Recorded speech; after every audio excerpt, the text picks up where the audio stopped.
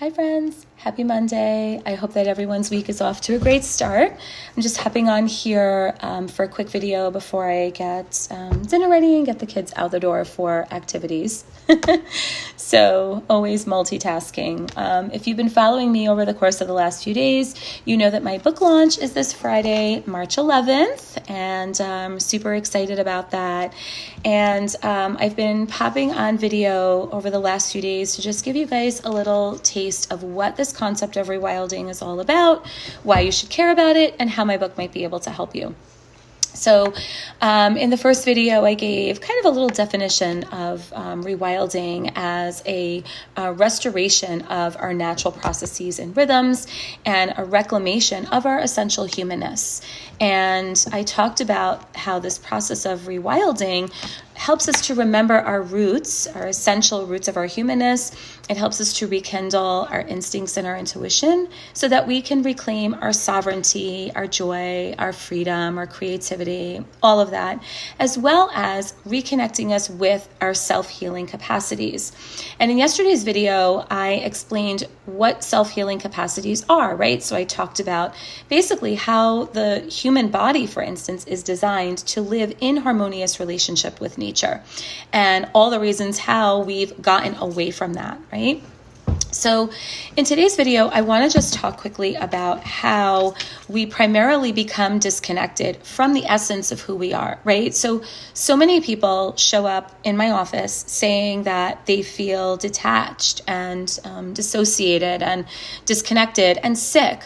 I see so many people who have physical health issues like autoimmune disease or eczema or chronic migraines or IBS and a lot of GI issues, as well as people who are suffering from anxiety and depression and attentional issues, lack of focus and concentration, and just an overall feeling of being really sick and stuck. And when that's happening, when we're experiencing all of these issues, we are disconnected from our truth. We're disconnected from the essence of who we are. And there's a fundamental reason for why that happens. And that's what I want to talk briefly about today. So if you went to a shaman in the village, shaman being a medicine person, and you complained of any of these ailments that I just mentioned, right? Everything from a physical illness to a psychological illness, the shaman would ask you 4 questions. You would be asked, when did you stop dancing? When did you stop singing? When did you stop believing in the magic of storytelling? And when did you stop finding comfort in silence? And it was generally considered that those 4 things, singing, dancing, storytelling, and silence, were considered the 4 universal healing salves. And that if those things were missing from your life, if those practices were not a regular part of your life, then you were disconnected from your soul.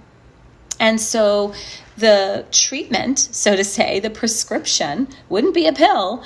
It would be reconnecting you with those essential healing salves, because those are the practices that reconnect you with your soul. Now, how do we lose connection with our soul? Why do we stop doing those things? You know, the singing, the dancing, the storytelling, and silence is trauma.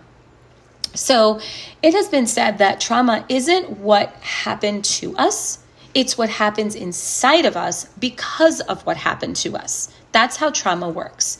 So trauma basically is really nothing more than residual energy that's stuck in the connective tissue of the body, and it creates blockages and energy that really wreak havoc on our minds and our body.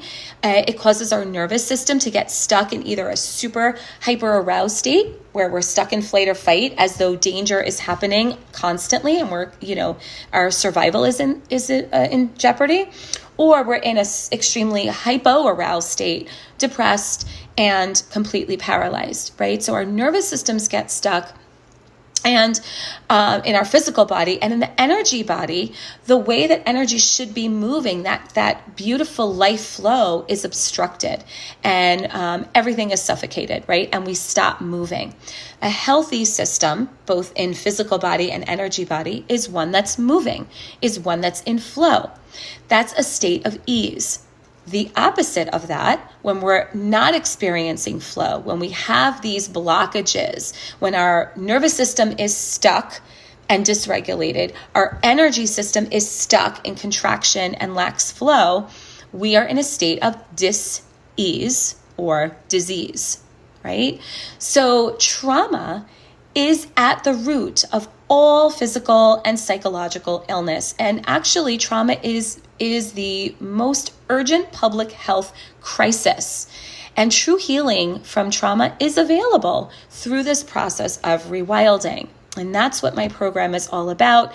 And this book represents my personal journey of how I went from physically and psychologically sick and broken to reconnecting with my essence, reestablishing my self-healing capacities so that I could thrive. And how that helped me. It helped me in exponential ways, but it helped me to not only feel good about myself and reconnect with my passion and my purpose, but it also helped me to become a better mom.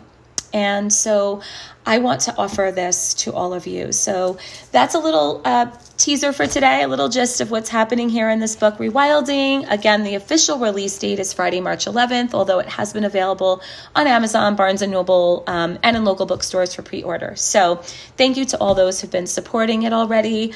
I'm running off to make dinner. In tomorrow's video, I'm going to talk a little bit more about trauma and how this rewilding process can help us to heal so that we can thrive. Have a good night, everyone.